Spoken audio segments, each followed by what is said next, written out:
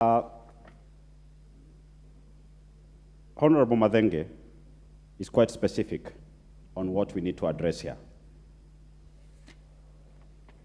The betting through the media houses.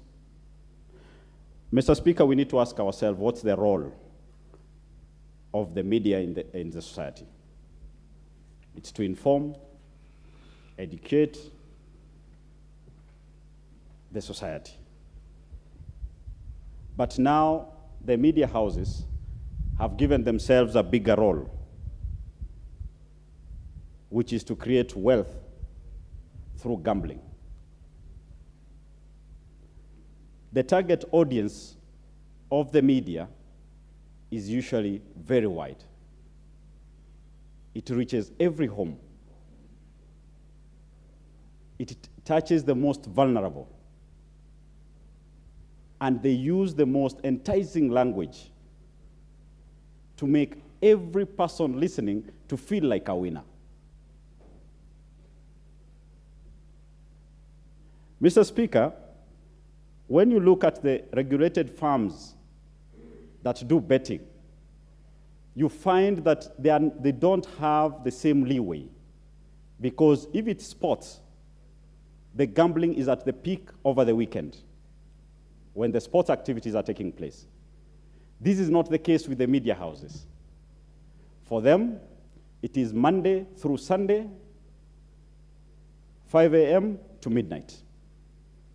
Every hour, they have a different brand of a promotion they are doing. They camouflage it as a promotion, as a way of trying to support business. But this is usually not the case. How many people win in a month? How many people gambled? Honorable Madenge, I think if this comes to be in a bill, we also need to say, if they are regulated, there has to be the number of hours that any media house should be allowed to conduct this betting activity. Also, there should be a minimum amount that any gambler should use to play.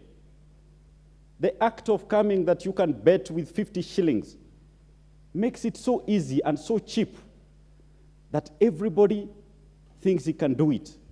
The problem is, this person does it 10 times in a day. So they never see the impact until it's too late. So there should be, for media houses betting, there should be a minimum amount. If someone sees it's 500, chances are you will have very few participants. But if you make it 50 shillings, you literally have even a class 8 child taking the grandmother's phone and trying their luck. The media should be a mirror of society. They should not be the ones trying to show the youth that it's easy to get rich. The get rich mentality has gotten into our youths. Therefore, you find in the villages, they have the small radios following and knowing that in the next hour is my chance to get rich. But instead, they get poorer every day because the little they had, they gamble it away. The media should help us leaders to try and fix society.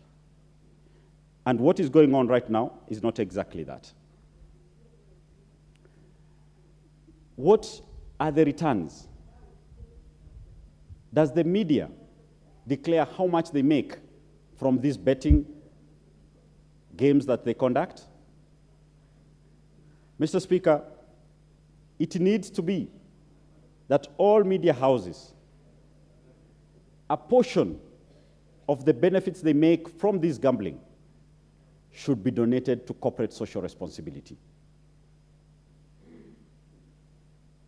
Because this is not their core business, so whatever they get should be shared with the society where they got that money from.